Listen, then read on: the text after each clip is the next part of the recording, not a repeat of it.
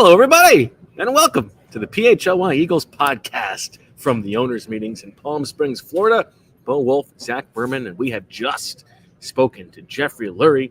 We talked to Nick Sirianni early this morning. We've got news to talk about. We've got the Tush Push result that is delayed. We've got all that stuff, and we, in a beautiful contrast of exactly what the owners' meetings is about, we have come from the beautiful, opulent room in which Jeffrey Lurie was speaking to the media, and Zach and I are here, returned to the shipping container from which we will be sent back to Philadelphia without beds or blankets. Zach, how you doing? Doing great. Excited for the show. Thrilled to be at the owners' meetings. I don't think this is what the owners' meetings is about, being in this shipping container. But you don't find the contrast in the classes to be a big part of the inner workings of this event? I think we're all people who put on our pants one leg at a time, and that's the beauty of last night, is that everyone is together just loving the NFL, loving football. But it's not the way that I experience it at all. So yeah, I mean, you're above no one, you're below no one. Everyone is just the same. Tell that to all 32 of those owners. Yeah, I mean, I would, right? I mean, yeah, above no one, below no one. Everyone's just the same. My audio is not very good. I find that deeply naive, but that's okay. We'll move on. We have lots of Eagle stuff to talk about. Give me the big picture. You gave us the big headline from Howie Roseman yesterday. I forget exactly what it was. Team is going to be very different.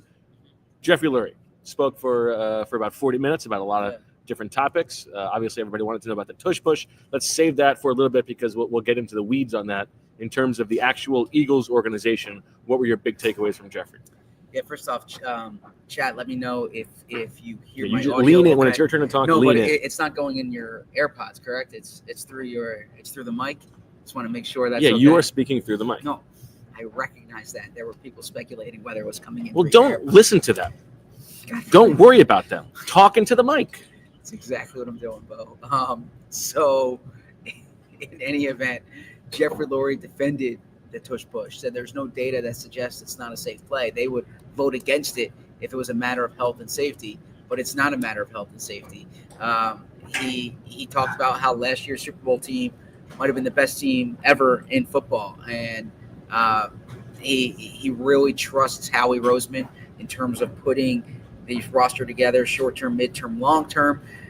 Spoke about how Nick Sirianni is going to be the coach here for a long time, or is going to continue to be the coach here. There should be an announcement on that soon. He didn't announce anything specifically regarding a contract extension, just some details here and there. But I think the big takeaways was obviously the Tush Push, him discussing the Super Bowl and the bid to try to repeat or get back there, and then also Nick Sirianni's future. Okay, so when I said let's save the Tush Push, let's table that before we get into the weeds on it. We just wanted to talk about the Tush Push. We wanted to lead with that anyway. You said the headlines. Aside from the Tush Push. I was giving you the 3 quick bullet points from what occurred. All right, let me see what Julia has to say because we are off the rails already. She says, Zach, you're sounding a little low. If you can lean in and project a little more. Yeah, I'm doing my best here. We're on Bo's computer. Bo's got the AirPods in. The AirPods have nothing to do with it. That's just so if Julia comes on the screen, I can listen to her.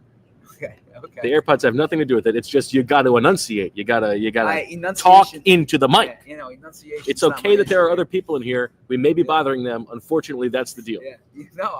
I proposed doing this separately and getting a backdrop, and you wanted to do it in this. Yeah, because it's better if we're together. In the shipping container that you viewed as. Oh my God, we're leaving. We're pulling out of port. Ah! And then you wanted to switch spots, and I realize now that you did not want the PHLY Eagles. That has nothing to do with it. I told you what it is. I am right-handed, and so if I'm taking notes on the show and we're on the opposite sides, then I'm going to be writing into you. No, I need to have my hand on the outside. It works because I'm right-handed and you're left-handed. It has nothing to do with the logo. Okay, well, it's just a convenient narrative. Absolutely ridiculous. This is an RFK Jr. level conspiracy theory based on nothing. Staying far away from that one. What were your big takeaways from Jeffrey? Okay. I think the Nick thing, we knew this was coming, but it's a box to check. You know, he says he's going to be around for a long time. He is due for a new contract or an extension. That's going to come. I thought the point about maybe this is the best team of all time is a fair topic. We've talked about that. I think it is one of the best teams of all time, no doubt about it. And it was in response to a question that was framed, is this team better today than it was on, February 7th, which is not really a fair framing of a question. First of all, we're in the very beginning of the offseason. Second of all, the goal is not to be better than last year's team. The goal is to be better than the 31 other teams in the NFL. Yeah. And third of all, that's one of the best teams of all time. It's going to be very hard to repeat. Yeah. You have to move forward with the resources that you have available, big term planning.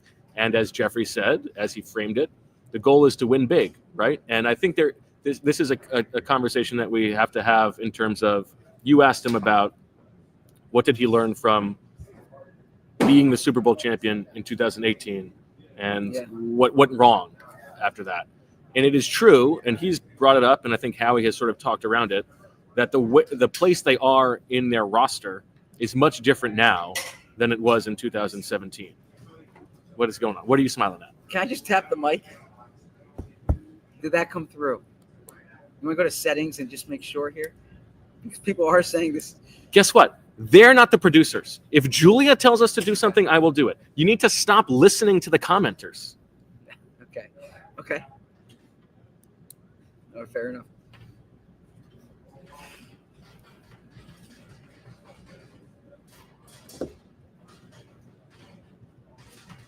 You have a question?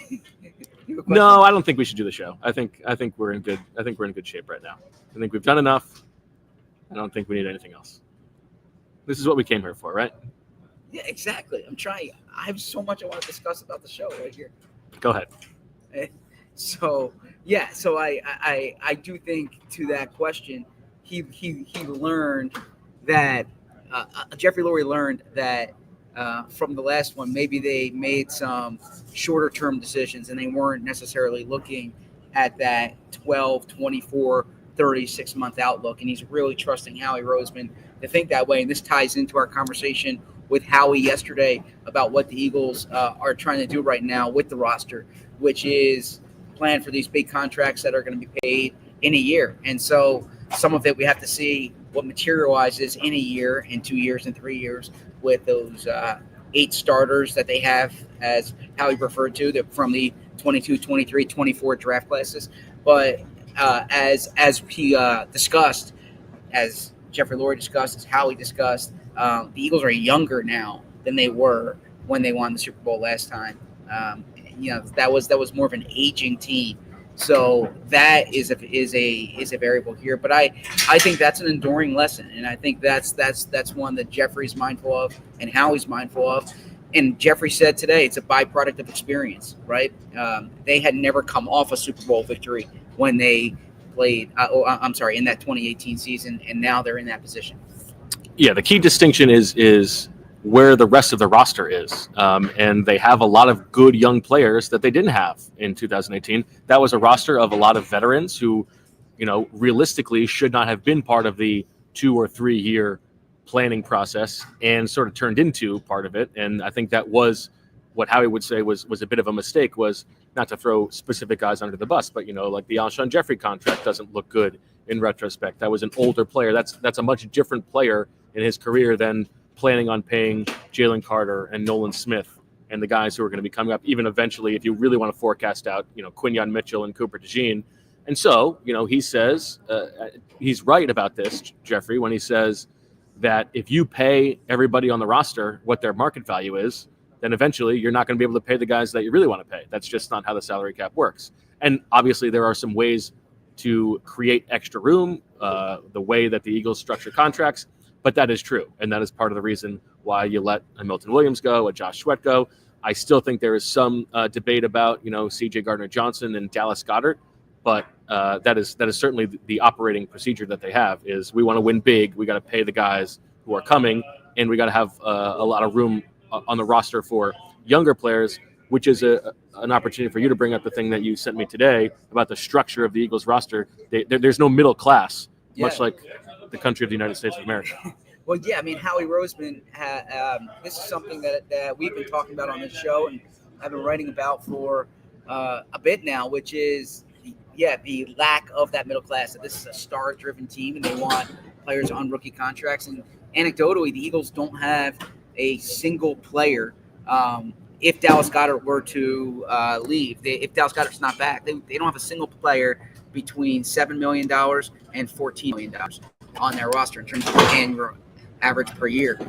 You compare that to the New York Giants, who have 7 players in that range. You compare that to the Washington Commanders, who have 7 players in that range. The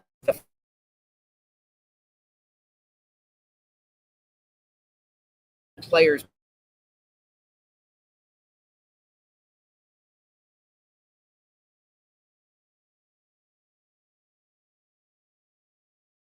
lose the video. Just keep talking. Okay.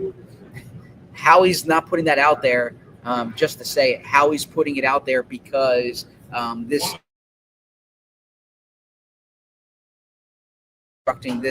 roster, and this is something you'll continue to see moving forward. The way that Jeffrey talked about Dallas Goedert, when asked about Dallas Goedert, he lumped him immediately in with C.J. Gardner-Johnson and Milton Williams.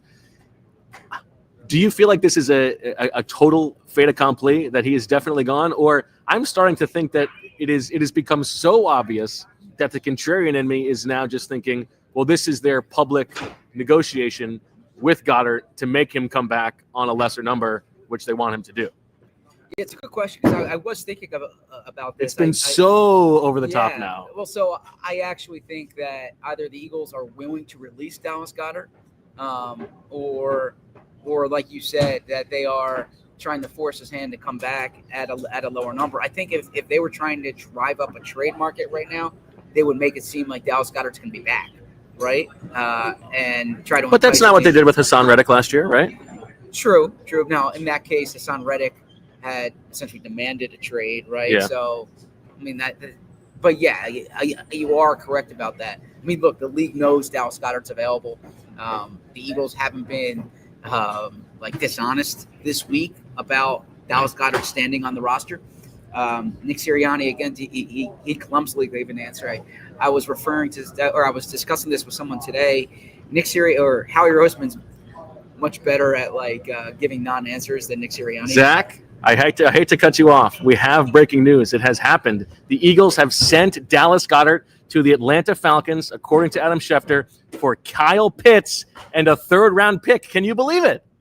Oh, April Fools? April Fools! This is – you had me worked up because I saw Howie 15 minutes ago or 20 minutes ago, and I'd be like, how grave a poker face does Howie have that deal was worked out and he didn't even But yeah, good April Fools. Are you an April Fools fan? You strike me as someone who plays April Fools jokes a lot. I take offense to that. I don't. I feel like it's said with judgment, but that's okay. It's not so. You literally just did an April Fool's joke. Me as the kind of man who does April Fool's jokes all the time. You strike me as an April Fool's guy. Yeah. You were the senior prank guy. I wasn't the senior prank guy. I told a story of an urban legend that I had heard of the senior prank. That wasn't one I did. You need to listen better. I've heard some of your pranks in the past. Like what? We don't need to get into it on the show. But yeah, I'm aware of your game. So clearly not. I'm aware of your game. Clearly not. So no, you should. But that was a good April Fool's joke. You did get me. It wasn't that good. All right. Did you play any April Fool's jokes on your kids? I'm not there. I wish I was. You didn't FaceTime or talk to them this morning? I did not get a chance to. Sorry to hear that. Okay. Yeah, thanks for rubbing it in. I would rather be there. Yeah. Okay. Let's take a break. Try to regroup. Tell you about living longer and all that good stuff. You know what I like to think of? I think the lines of scrimmage. You got the offensive, defensive line, the building blocks of a roster. Very much like the cells in our body are the building blocks of life. That's where Timeline comes in. Timeline is a supplement that works with those cells to help give you more energy, feel stronger during workouts, and preserve health and mobility as you start to age. The patented ingredient, MitoPure, a postbiotic nutrient that clears our dysfunctional mitochondria, aka your cell's battery packs. With regular use, you will see and feel the difference in the form of improved energy levels, better workouts, faster recovery, more endurance, and more. MitoPure recharges your cells and helps your body's system to work better. MitoPure is the only supplement clinically proven to rejuvenate health at the cellular level. MitoPure is shown to deliver double-digit increases in muscle strength and endurance without a change in exercise. Yeah, I'd say that's a win. Right now, Timeline is giving you 10% off your order of MitoPure. Go to timeline.com/PHLY today to get started. That's timeline.com/PHLY. Timeline.com/PHLY. It is April 1st. It is April Fool's Day, but you know what else that means? It's the first of the month, which means it's the first of the month. Which means your rent might be due, which means your credit card statement, your credit card bill might be due. There's a lot of finances that you need to pay attention to, and you should have Monarch Money to help you with that, because finances can be messy and confusing. Monarch Money acts like your personal CFO. I always wanted a personal CFO, giving you full visibility and control so you can stop earning and start growing. It's more than your average budgeting app. Monarch Money is a complete financial command center for your accounts, investments, and goals. Don't just manage your money. Start building wealth with 50% off your first year for our listeners. Start managing your finances to build the life you actually want. Monarch makes managing money simple, easy for busy lives. You can track your spending, savings, and investments effortlessly so you can focus on what matters most, making your biggest life goals a reality. It was named the Wall Street Journal's best budgeting app of 2025, so you know it's good. The top recommended personal finance app by users and experts with over 30,000 5-star reviews. Financial stress is one of the top reasons that relationships fall apart. Monarch Money makes money conversations easier. Get control of your overall finances with Monarch Money. Use code PHLY at monarchmoney.com in your browser for half off your first year. That's 50% off your first year at monarchmoney.com with code PHLY. Zach, we have a super chat from Baldiani who says, can we get 3 Lolitas from ZB? Lolita. Light of my life. With enunciation. All right. Very nice. All right. Let's run down sort of the quick checklist of other things Jeffrey talked about, and then we'll get into the Tush Push. Okay. And then after that, we'll get to Sirianni and everything else that's going on here. The stadium. Any update on the stadium? No, there's no update on the stadium. No update on the stadium. Julian Lurie. Any update on Julian Lurie? You asked the question. Why don't you share? Yeah. Sure. He said he's been impressed with Julian. He's been involved in both the football operations and the business side of the building. But the key takeaway here, Jeffrey Lurie is saying, I still feel like a kid again. So this is not Julian Lurie's ascension to the throne is not necessarily a short-term prognostication. Do you buy that? I do. Yeah. I think he's passionate about this. He enjoys it. I think he's down here a lot in Florida. Okay. So I mean, he's looking good these days, right? I think not as good as you. I don't know about that, but I mean, you're looking fly in that tee and jacket. We talked about it on yesterday's show. What a tease! You're delivering. Well, I didn't wear it last night. We'll save that for overtime. All right.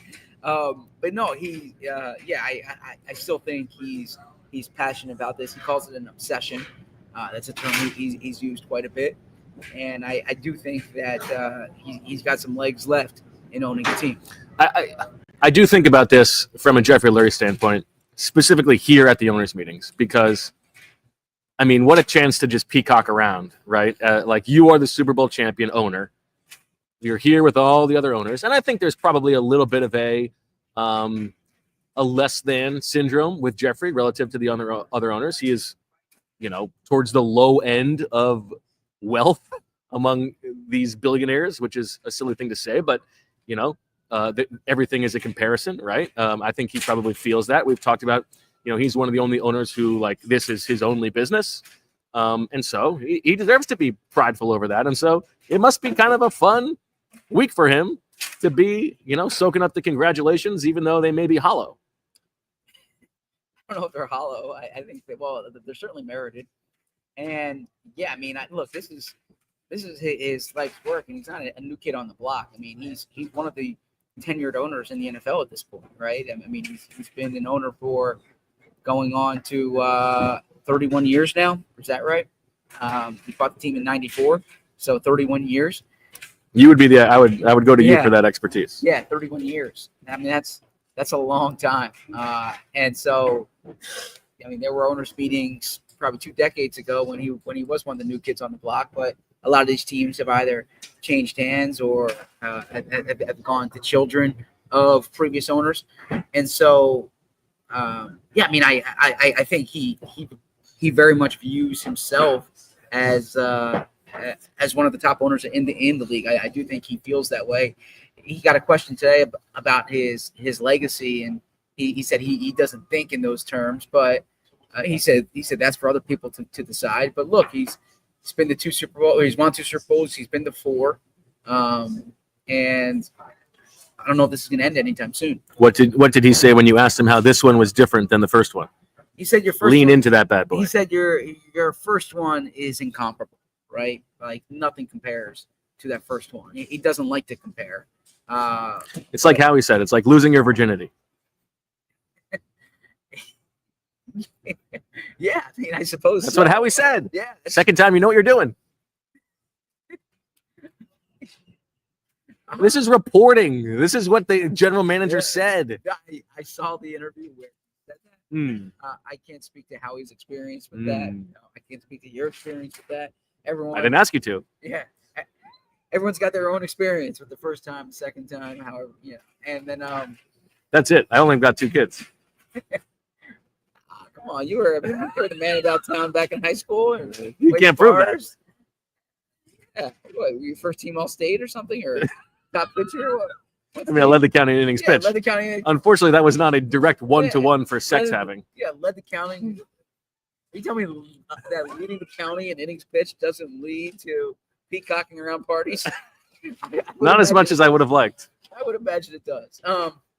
In any event, he said that, but he said this one was easier in the fourth quarter, right? It was more relaxing. And I do remember the owners' meetings. It was in Orlando in 2018 when he was talking about that Super Bowl, and he said that he watched it 8 times. He watched it 8 times. I think was the number that he said back then.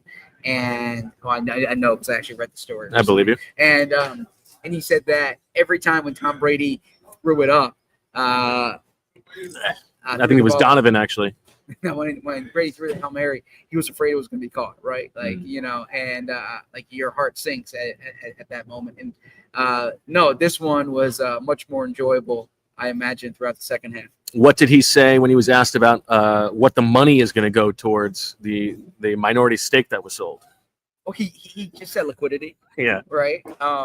Yeah, I was going to ask that question in a different way. What were you going to ask? I was going to ask the impetus for it, right? As opposed to what the money was for. But I think the money's for him to enjoy. Right? Listen, we're in Palm Beach. He lives around here. I see a bunch of beautiful yachts in the harbor. Maybe he wants one of those. Or maybe he just wants liquidity, right? Because cash rules everything around me. Green, get the money. What's that? Jeffrey Lurie, y'all. Well, no, I think that. Look, if I owned a franchise, I would sell a minority stake. You get the cash, you don't give up any control, right? Now he said that he was purposeful in the partners that he chose. He chose 2 families who who he thought would fit well, and so he discussed that, but he said it was essentially a liquidity opportunity. Okay. What about some of the other roster decisions? We've sort of discussed the C.J. Gardner-Johnson trade. What did he say about Zach Baum? I mean, he said this is someone who like Howie had conversations with during the year. They deferred to Howie on the timing of it, but just kind of talked about the exceptional player that Zach Bond and was. said it was clear he was the number one priority. Yes. Yeah, Yes. which we knew, but Yes. it was interesting And they that it showed was it through like their actions. so set in stone. I Yes. think, and as we said, that's how it was reflected. Anything else besides Tush Push that we need to go over? I don't know here. What are you afraid of? I'm afraid of this going down a rabbit hole. I don't want to. Oh, the White House. Yeah. So that's why. Yeah. We could steer clear of it. I mean, it is topical, relatively speaking. Yeah. But we might be Well, better off give me the straight news report of what he said. The straight news reporting is that he says it's like a time-honored tradition, essentially, that championship teams go to it. The circumstances were different a few years ago, but the invitation now is such that they're going. He said it's not a political position at all. You're being invited to the White House. Now, Nick Sirianni was really excited for this. I mean, It's true. Nick Sirianni couldn't contain his excitement. Jeffrey Lurie, I think he explained it probably comparably to Dave Roberts, the manager of the Los Angeles Dodgers. Famously, of course.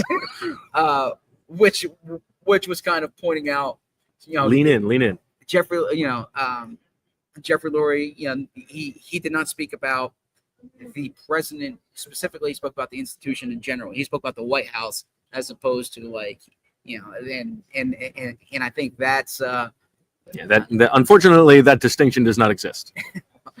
Again, we don't need to go down that rabbit hole. This is he viewed it like championship teams get invited to the White House. You're being honored for winning the Super Bowl. That's a wonderful thing to be honored for. But he didn't really. He was asked a good question by Elliot about why is it different this time, and he just said the circumstances were different then, but didn't explain how. Yeah, I mean, I think if look, it's a matter of public record that in 2000 and The circumstances then being the players didn't want to go, and this year they do. 2016. I'm sorry. In 2017, President Trump said that he referred to players in a very derogatory way. If I'm being honest with you, Okay. He called. He was, and there was a lot going on there at the time regarding the anthem. And I think there was a lot of unrest with the NFL and the White House at the time. So that was the circumstances, and it's a matter of public record. They were disinvited because players did not want to go. And Malcolm Jenkins at the time said he's not interested in a photo op. He would go if he would have meaningful conversation about some of the issues. This is a photo op. That's what you're going for. You're not going there for a legislative agenda. You're going there to take a photo at the White House for posterity, essentially. So that I think that's the difference in these circumstances that Jeffrey was referring to. Okay. There's not much to say. When they actually go, we'll have to talk about it then. On the Tush Push. Yeah. What happened today before Jeffrey Lurie spoke? Yeah, so actually in this room right over there, Rich McKay from the competition committee spoke in a meeting room right over there. He should be one of the owners. His name is Rich. So in a meeting room right over there, they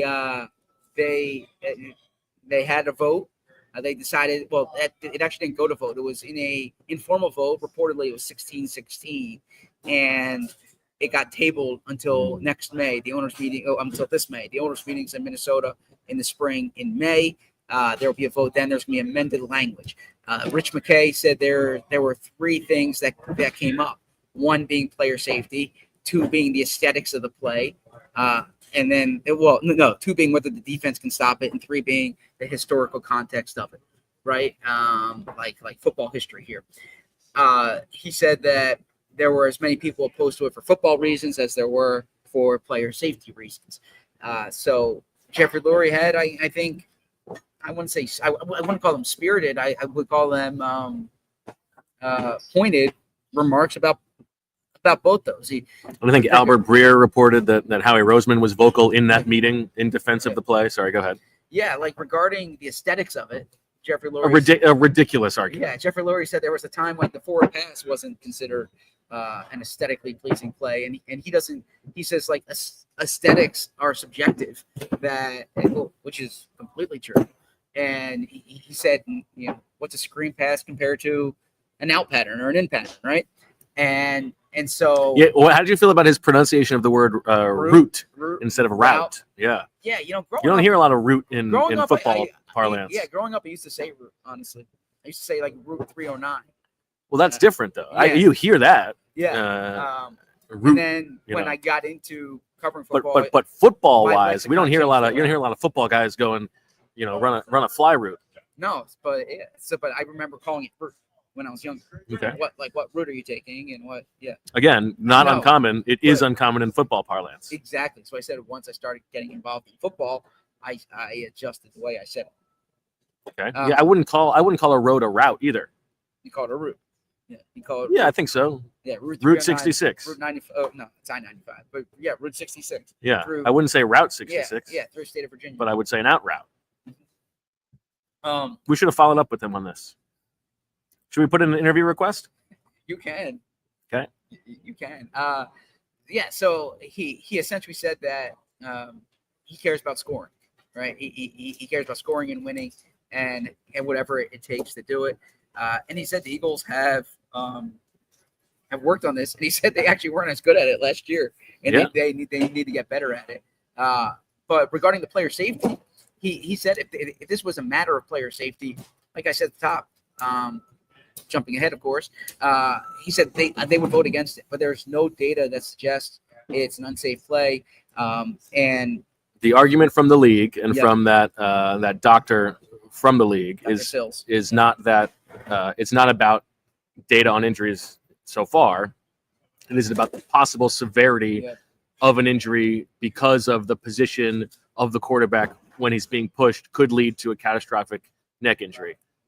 I'm certainly open to that, and you would imagine from the owner's perspective, more than player safety, it's about quarterback safety, and those are the players who are invested in the league, and it's a gross calculation they have to make, but those would be much more severe to the NFL brand than a DeMar Hamlin situation for them. However, it's hard to really know whether that's any more significant than any other NFL play, and so it's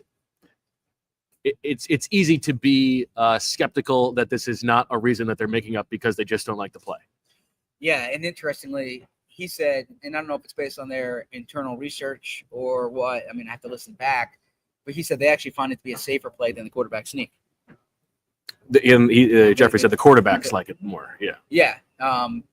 Yeah. So I don't know if there's data behind that. I mean, not to get ahead of ourselves here regarding Nick Sirianni, but I don't know if Nick did this intentionally or if he was coached to do this, but he made a comment today about Bart Starr, and that this has been going, that this play's been going on since Bart Starr, which to me seems intentional because the Green Bay Packers are the one that proposed this rule. Yes, and Mark Murphy brought up Bart Starr in that open letter. Yes. And so the inside baseball of how this works now, they're going to rewrite the rule proposal because the rule proposal itself was incomprehensible and unadjudicatable, and so they're going to try to clean that up. And my sense is that in May they're going to pass some kind of ban. Yeah, I think they said they're going to try to get back to the 2004 language. 2004, you were not allowed to push or pull, and that got taken away because they found it to be difficult to legislate. Any ball carrier or just the quarterback? Any ball carrier. Okay. And so I think that it'll probably return to a variation of that 2004 rule. To me, that would be fine. Then it's not singling out the tush push. If you're just saying we're not allowed to push the ball carrier forward anymore, that's a reasonable rule change to me, I think. Yeah, I mean, I spoke to someone today who said the defense against the tush push is that the defense can't push you 4 yards. So why can the defense can't push a player 4 yards? So why can't the offense push a player 4 yards? It is ridiculous, as we joked about on the show yesterday, that this is what everybody here is talking about. It's a play that was run like 50 times this year, max. Yeah. And we're gonna get 2 more months of this BS. Yeah. Just make a decision and move on. Yeah, I kind of agree with you. It's funny because I came here thinking it was kind of overstated, and then just the pure volume of people here who talk about it and think about it and are asking about it, and I'm like, I'm the one with my head in the sand thinking that I need to be exploring the right guard situation when people want to know about the quarterback sneak. There you go. Have you ever been somewhere and like you see someone, there's stories of like twins who were separated at birth, right? Mm-hmm. And then somehow they find each other later in life. Have you ever seen like your doppelganger in person? No. No doppelganger. No. I actually had that experience today, here of all places. Yeah, Julia, if you want to flash up that photo that I sent you, uncanny what you will see here. There's me, and there in the background is a guy who looks exactly like me. Can you believe that? In between the trees, spitting images of each other. It's Josh Harris enjoying lunch, and you frequently taking a photo of him. Yeah. I don't think that was lunch. That was early. Well, you creepily taking a photo of Joshua Harris. Yeah, I was probably drinking kids' blood or something like that. I don't know what it was. Someone told me a firm handshake. I respect that.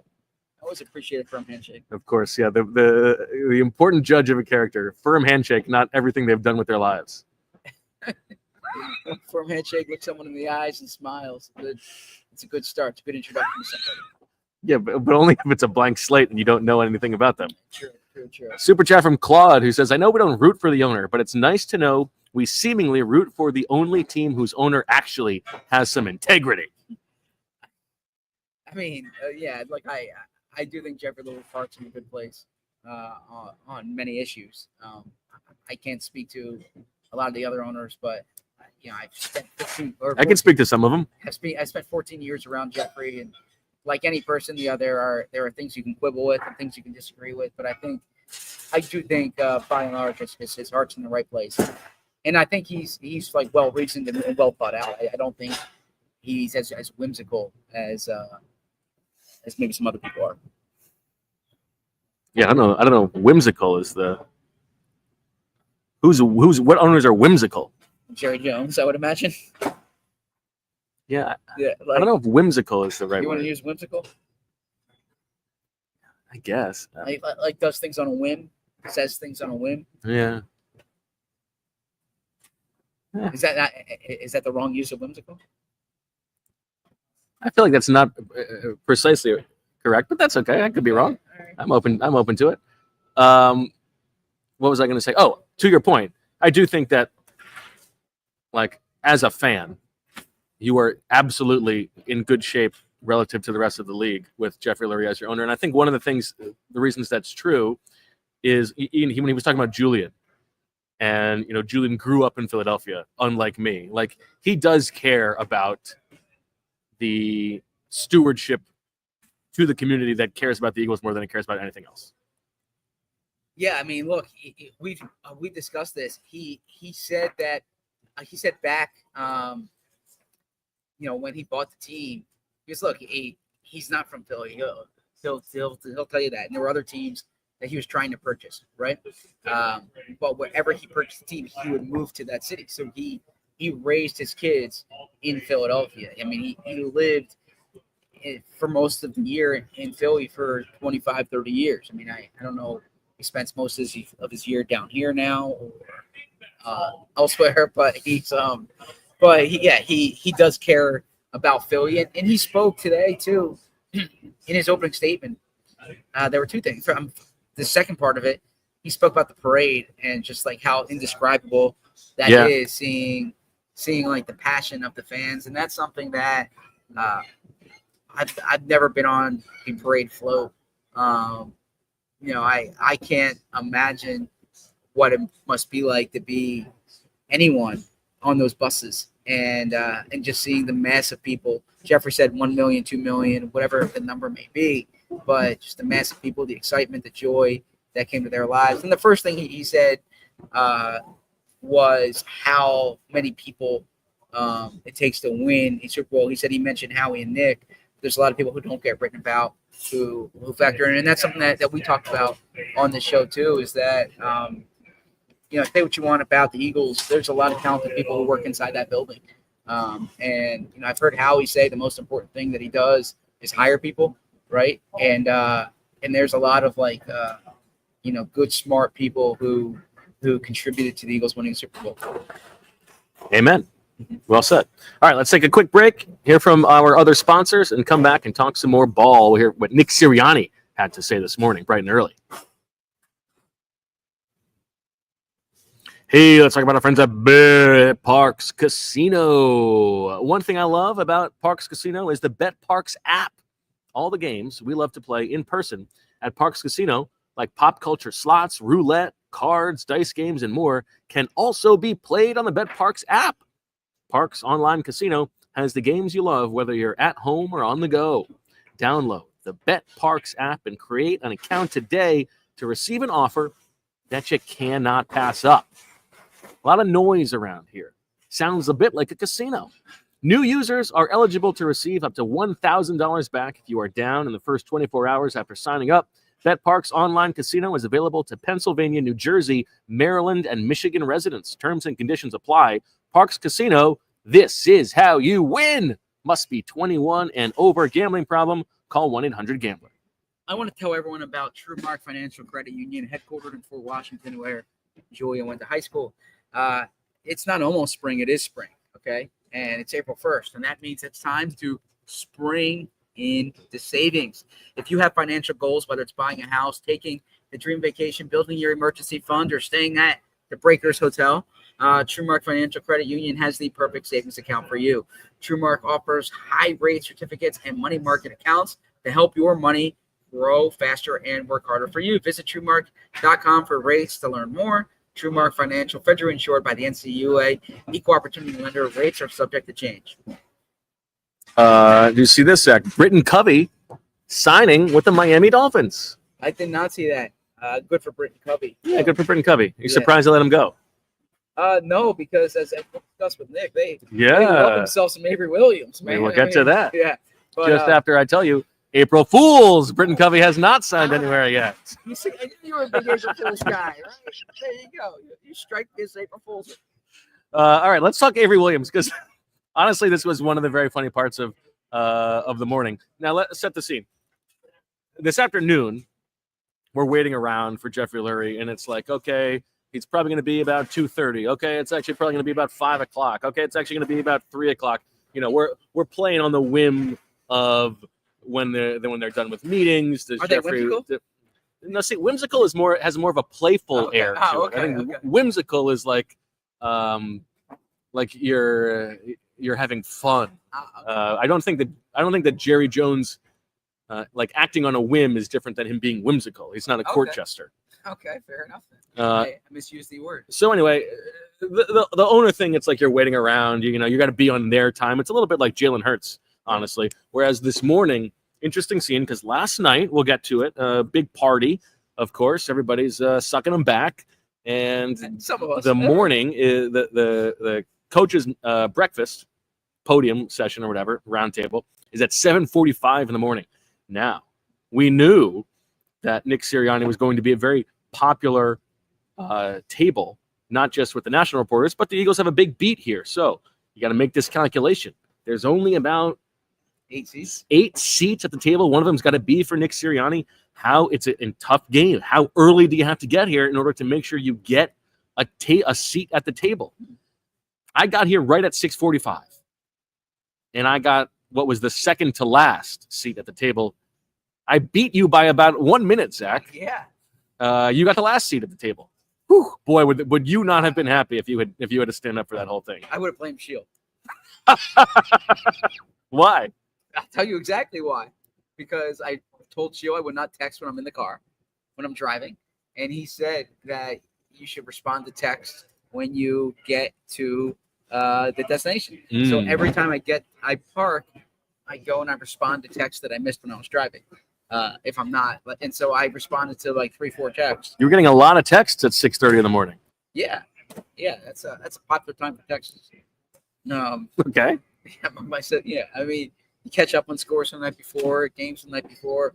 Yeah, someone's telling me about In this case, I got to defend Sheila a little bit here. You're allowed to read the room. You could have gotten here to the seat and then responded to the text. Yeah. You would have had an hour and a half to kill. Yeah. My son was texting me. Well,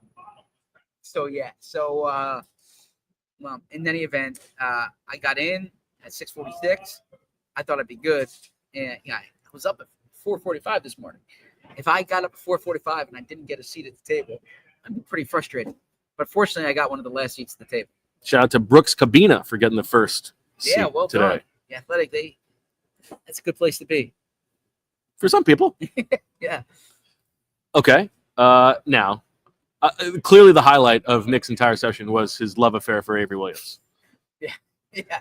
I got to say, I like Nick personally. Poor Kenny Gainwell. I mean, the guy has barely gotten used to being in Pittsburgh, and Nick Sirianni has already gotten a new lover. Yeah. I mean, Nick is my least favorite one here, like to talk to at these things. Oh God, Nick, don't watch this. I enjoy talking to you. No. I enjoy talking to Nick. Comparison is the thief of joy, Zach. Yeah, but if you're saying, you are correct. Like it is. Yeah, well said. But when we're sitting at that table, like I'm like, Nick, you're allowed. And I'm sorry, Julia's telling me to lean into the mic. I'm sorry, Julia. So Nick, you're allowed to answer questions substantively, right? Everything is, we'll see. Don't want to get into that. We'll see. But Avery Williams, he brought up a few times and just how excited he is for Avery Williams' role. So this was a substantive thing. I like substantive answers. And he was referring to who we know is a special teams guy. I mean, he's taken offensive snaps, defensive snaps, but he's taken a lot of special team snaps in the NFL. But he said Avery Williams could have an offensive role this year as well. So we will see. But yeah, he loved him some Avery Williams. And Avery Williams is someone he's excited for as a returner. Okay, what else did Nick Sirianni have to say? You mentioned his enthusiastic response about the White House. What else beyond that? Yeah, so obviously the Tush Push came up. He spoke about this at the Combine where he said he was insulted by like the idea that it's not a football play because of the amount of work that he put in. But it was interesting today. He spoke about the evolution of the quarterback sneak, going back to when Jacoby Brissett did it with him with the Colts. He said that then he gets to Philly, 2011, they ran a quarterback sneak, but then they motioned Dallas Goedert into the backfield, and they're like, we could do some different possibilities. That was the eureka moment. Yes. And then 2022, week 1 against Detroit, 38-35, fourth and 1. They keep the offense on the field. They run a quarterback sneak that essentially clinches the game, and it hits them. We're going to need this play this year, right? So they need to add some different variations to it. So then they add a pusher. And then they start adding some compliments to the pusher. So very nice job pushing there, you did. Yeah. So compliments with an E. That was cool hearing him discuss that evolution there. He spoke about, he gave a good answer to you about hunger. And he said he found during his time at Mount Union that they were more hungry after championships. But he said he's not worried about the lack of hunger based on the leadership of the team. He said try, working with Saquon Barkley and Jalen Hurts and slacking off. It's not gonna last. And he also pointed to, there will be bigger roles for young players, and so they will be enthusiastic about being a bigger part of a team and wanting to be part of a team getting back to the top. No surprise that it came back to Mount Union, but this is going to be a real challenge for Nick Sirianni this year. I mean, there was a lot of sacrifice asked for the players last year. Like, do you imagine they're going to practice the same amount they did during the season this year as they did last year? Before we even get to the offseason schedule? During the season, I do. I think it's a recipe that worked last year. Now they're obviously going to be mindful of the health of guys, but they actually have fewer older guys than they had a year ago.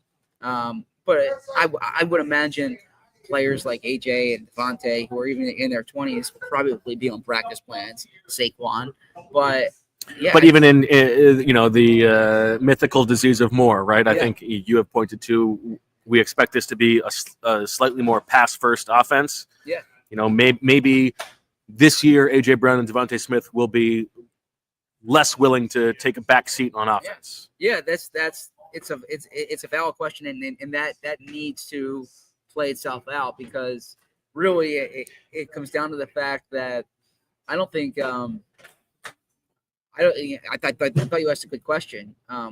If we were at like a dinner table and we can actually have a conversation instead of just rapid fire, I would say to Nick that, like, I think it's not as much about hunger, but about credit. Like, everyone kind of feels that, like, they're responsible for the reason that you won. So people, I think that's a good frame. People kind of have an inflated. I don't want to say inflated, because in often case it's justifiable, but they kind of smell their own stink, if you will, and that's what I'm curious to see, whether it's Jalen Hurts, AJ Brown, Devontae Smith, Saquon Barkley, the offensive line, Nick Sirianni. You go on down Trevor the list. Keegan. Yeah, when you win, you think you're the reason, right? And everyone wants credit. It's ourselves included, right? When like I don't need any credit for the Eagles winning the Super Bowl. No. Let me finish here. When there's a company memo after the Super Bowl, we want it mentioned, like, the work we put into it too, right? Like, you want to be recognized for the work that you do. Super chat from LB908, who says younger players like Ringo, Quinyon Mitchell. Interesting point here you bring up, because actually you might not realize this. Keely Ringo, despite being drafted in 2023, and Quinyon Mitchell being drafted in 2024, Keely Ringo is actually younger than Quinyon Mitchell.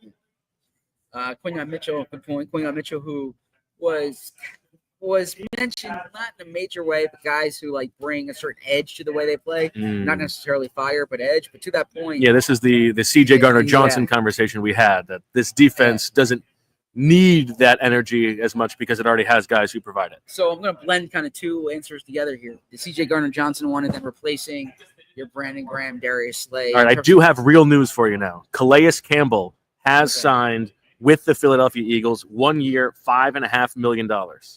Adam Schefter reporting. Really? Yes.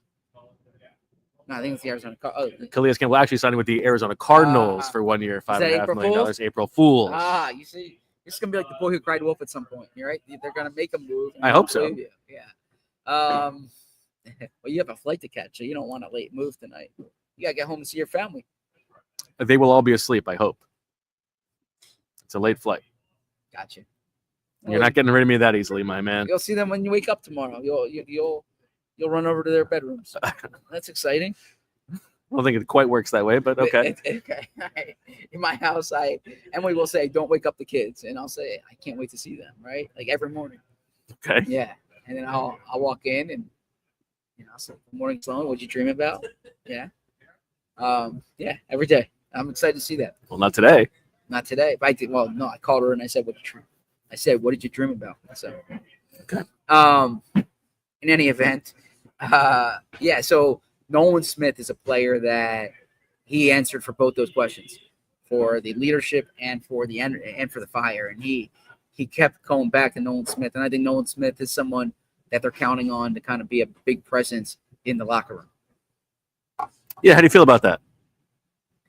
I mean, he's certainly an alpha personality.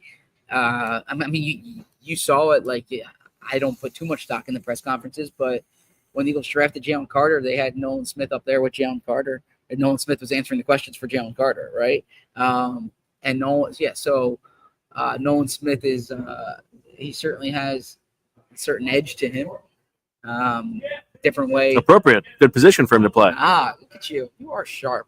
The Wake Forest education. Sharp as a wet noodle. Okay. Nolan Smith's name came up quite a bit there.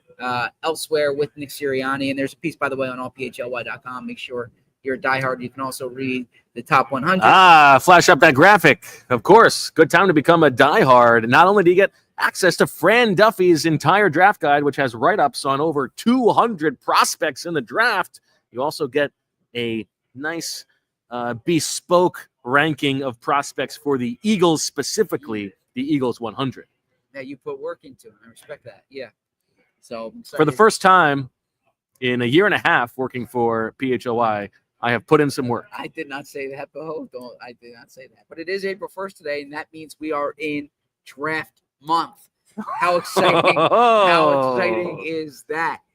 We are April Fools. I didn't actually do any work. No, we are in draft month. That's awesome, right? There is I always view the end of the owners' meetings. I turn into draft mode when I get back from the owners' meetings all the What time. constitutes draft mode? Draft mode is when I am like thinking about the draft all the time. I'm going deep in terms of what the Eagles might be thinking, the prospects, sending texts, making calls.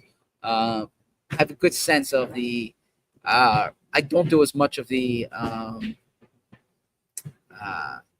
do more of the forecasting this month rather than the. I'm not that I'm an evaluator, but like I try to do more of the forecasting this month, getting a sense of kind of what the Eagles might be thinking. Well, I'm rooting for you this year to match me in terms of my ability to correctly predict who the Eagles were going to draft last year in the first round, unlike you. Nothing beats a Bo bit. No bit about it. No bit about it.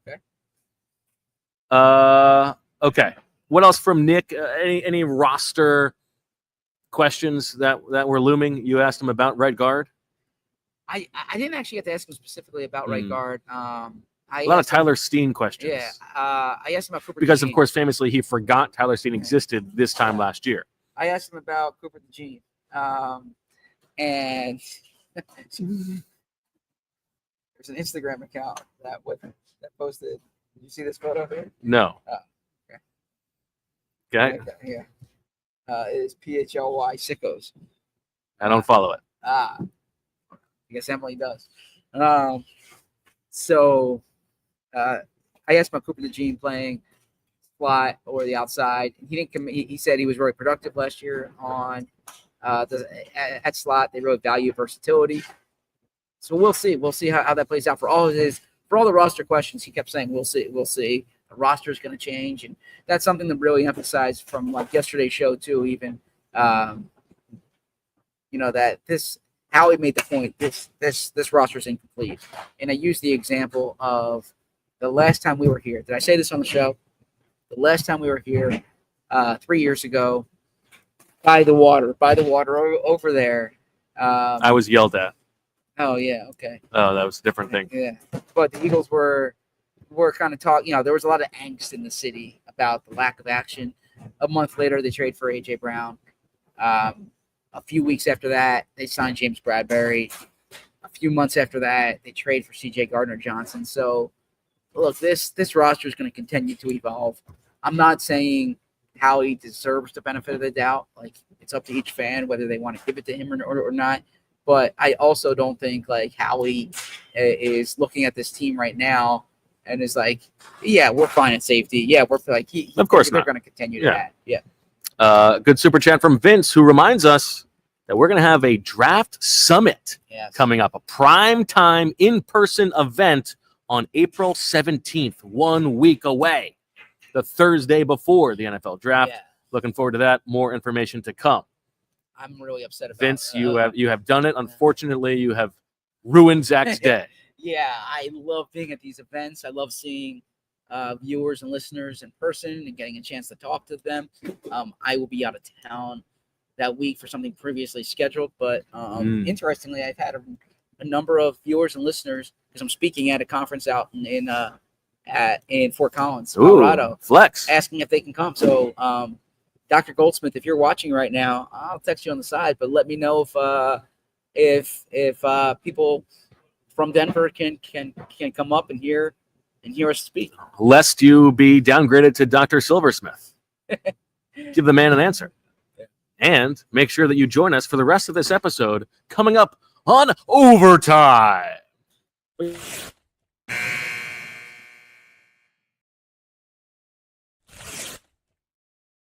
Yeah, definitely go to the Draft Summit. I think that's awesome. I love them. I love when we do these events, and we'll be doing more of these events going forward. All right, now that we have reached overtime, let's talk about the shirt jacket. I think you look great today. That's nice of you to say. Wow. I think it's a good look for you. Thank you. I do think it's a better look for today than it would have been for last night. I think you made the right decision not going with it last night. Okay. Yeah, I mean, I'm gassing you up. I think you did some good decision making. I appreciate it. I was kind of like so to tell the audience, I wore a jacket and button down last night.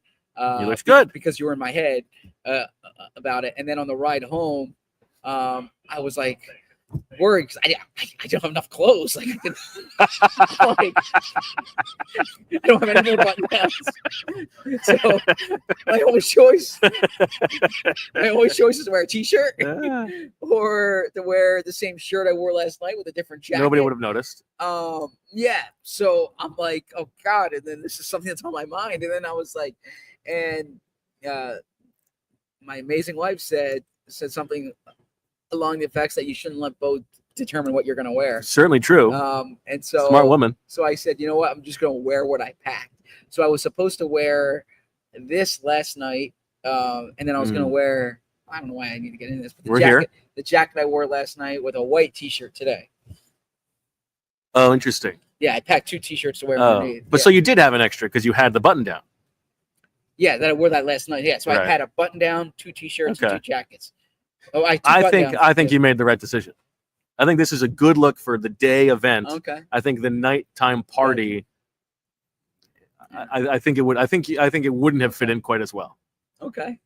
But yeah. So I appreciate the compliment here. Maybe you'll be seeing this more. Yeah. Hell yeah. Yeah. It's What'd you think of the party last night? It was look. I appreciated being there. Get to see Serena Williams. Serena Williams was there. Awesome. That's awesome. Yeah, that's awesome. You seem unmoved. Yeah, I mean, that's cool that Serena Williams was there. Not. I mean, for you, it was cooler to see Cal McNair. I didn't see Cal. I don't know if Cal. I saw him in the lobby today. Yeah. Yeah, Cal and Hannah. Okay. James Gladstone was a bigger pop for you than Serena Williams? I didn't see James last night. Oh, okay. Yeah. I mean, there was a lot of people I was hoping to confer with last night who I didn't confer with, and that did keep me up at night. But no, it was great. It was unfortunately there was weather in the area, and so we had to move inside. And when we moved inside, it was a little more spread out. So when you're outside in the courtyard, everyone's kind of in the same vicinity. Not to say that you're like looking over someone's shoulder in a conversation, but you do want to play the hits, right? There's certain people that you want to speak to. And I didn't get to speak to everyone I was hoping to catch up with last night, but I really enjoyed every conversation that I had. And it was nice. You got 7 minutes in heaven with Jonathan Gannon? I didn't see Jonathan last night. Yeah. Did you? No. Yeah. I caught up with Jonathan at the Super Bowl. So. Okay. Oh, I'm sorry, not the Super Bowl. I was going to say, was he at the Super Bowl? No, the Combine, rather.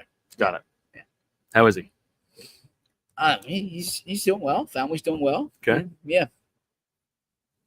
Man, so I'm sorry for you that Serena is no, I don't know, Aaron Glenn. No, it's not that. I don't get starstruck like that often. Yeah. But I think that's cool. I mean, Serena Williams, what was she there? Eating, having a drink? No, she was just there. Was she at the party or was she at the restaurant? No, she was at the party. Oh, okay. Yeah. I'm sure she lives in the area. She stopped by. She knows people. That's nice. Okay. Right? I mean, I think it's cool to see Bo Wolf.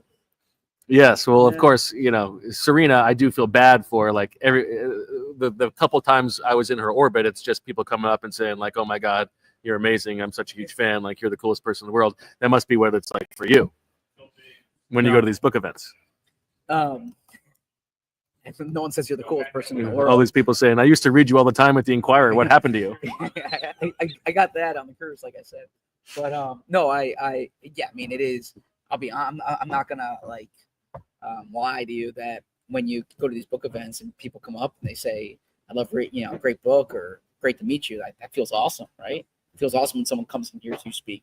So I'm not gonna deny that. But no, I mean, cool to see Serena Williams.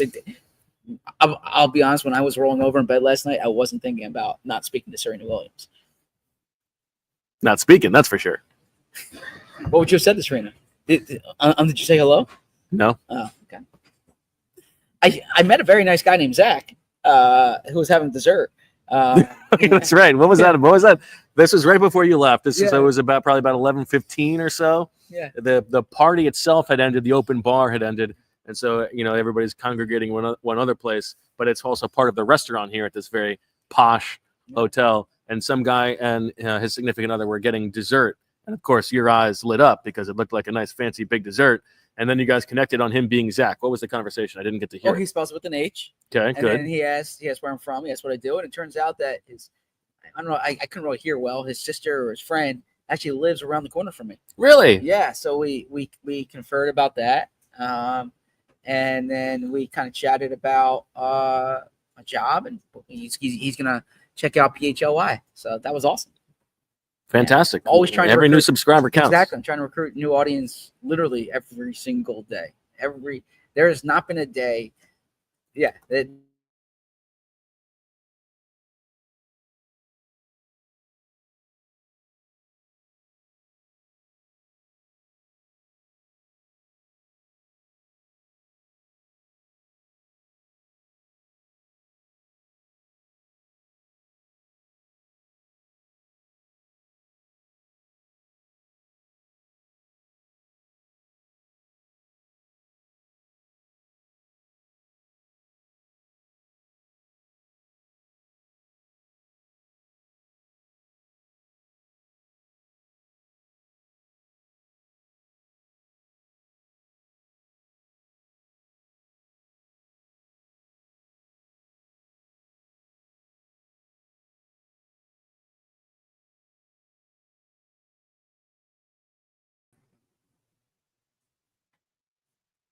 We're back. Look at that. Hello.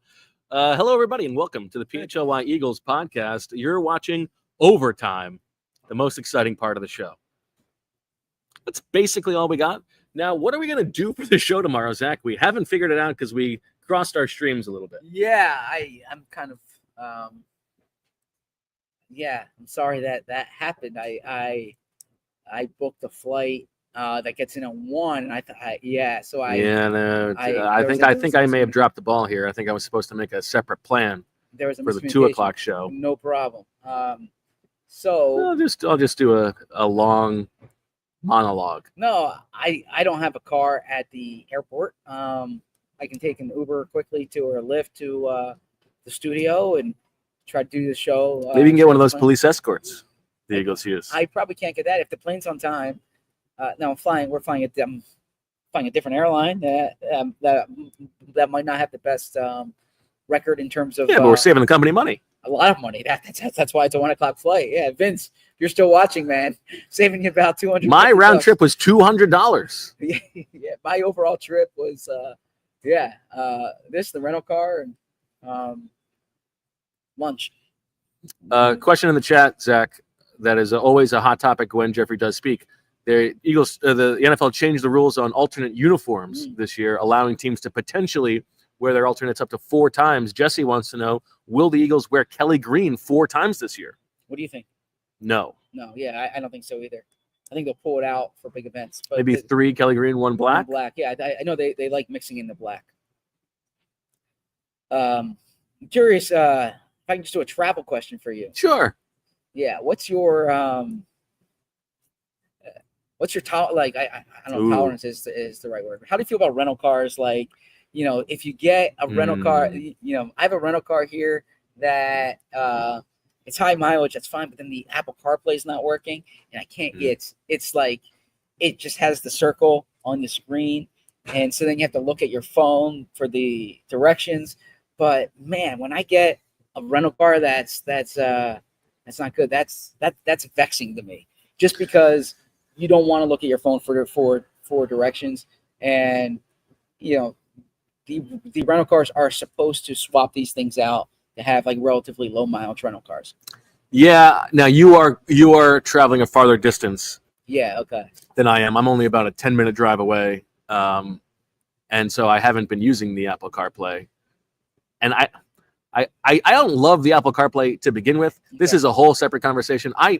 There is too much technology in the cars. It's too much. Like, I get the directions is a nice thing to have on the screen, but I don't need you incorrectly setting my seating settings every time I get in the car. It's wrong. Like, I don't need all these bells and whistles. Just give me a car that drives well, please. That's a separate conversation. My tolerance for the rental car, as long as it doesn't smell, Yeah. I'm okay. And I do have one that is not great. It does have a bit of a whiff to it. Yeah, mine's. Which I fear is maybe that's a Florida thing. It's just everybody's all sweaty in those bad boys. I mean, it's again, I'm saving the company money. I got a Thrifty. No offense to Thrifty, but that's their name for a reason. But I could see the vexing on the CarPlay. Yeah, that's annoying. So, and I was not great water pressure on my shower at the hotel. That's a tough one. The last 2 days, not ideal. I mean, I've had worse. Actually, the hotel that you and I and Sheil stayed at here 3 years ago, one of the worst hotels I've ever stayed at in my life. Yeah, one of the worst. And I think we were both sick for several days because of the air ventilation there. Yeah. So it is not that bad, but not the best. Yeah. I mean, it's certainly not the breakers. It's not the breakers. No, I mean, we talked yesterday how we would love to, from convenience perspective, not even a beauty perspective, from convenience perspective, to be able to stay at the hotel. I am staying 40 minutes away, but at my in-laws have a condo down here. They're like snowbirds. What's the deal? You left your ID out. You're not supposed to say. Olivia saved me, and I texted Olivia. Olivia. Was this a drunken stupor situation? No. It was during the day. She thought I was saving my seat. I was. I think I was trying to get gum out of my pocket, and I took out the card. But yeah, I mean, I needed that card to get into the gate. So so you left it here. Yeah, I misunderstood. I thought you left it there, and she was able to get it. No. She found it here when I was, and then she texted me when I was driving back from the show yesterday. But yeah, no, my in-laws provided me wonderful accommodations. It's awesome. Yeah, that's nice. Yeah. Okay. Any other travel? No, it's just this discussions. This rental car is annoying because like I care. Like I'm part of I got a rental car company that lets you pick the car on the app. Okay, it's a great piece of technology. Yeah, great. And I picked the car on the app, and then when I got there, the car wasn't available anymore. All right, and so then the options that they showed on the app were like they assigned me a car. They assigned me a 3-row SUV. I didn't want a 3-row SUV, okay, because I don't need 8 seats to be driving around guzzling gas at 95. And so I asked for an alternative, and the only alternatives they had, so I got this car. I mean, it's not complaining. I got a. You're not complaining. No, but I just want the CarPlay to work, and so on the screen I clicked home, and I thought that brings you to a home screen, but it actually sends you to what's programmed as home, which is somebody who lives in Connecticut. So whoever drove this car from Connecticut to Florida, they haven't changed their address. That's very funny. Yeah. Andrew in the chat, a very nice compliment. I will take that every time. What's the compliment? I think he said the big doughboys in.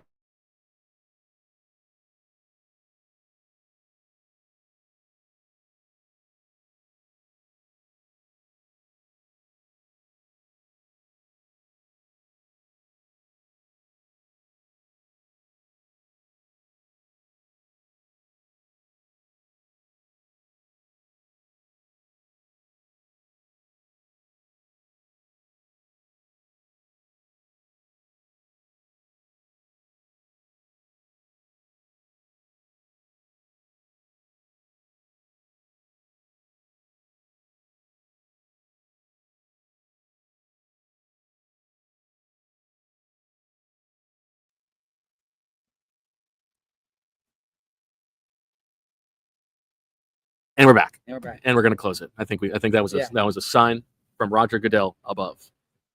Thanks everybody for watching and listening to this episode. We will be back tomorrow in some form or fashion. Breaking news, Zach. The Eagles have released Jalen Hurts gang ties. Don't joke about that. All right. Thanks for watching, everybody. Nice loopy episode from the shipping container here. The non-billionaires. We have been cast aside. We're heading back to Philadelphia. For Zach, I'm Bo. For Julia, for hanging with our nonsense. For all you sickos, we thank you for watching. We'll talk to you tomorrow. And as always, we love you. We all silly like the mayor.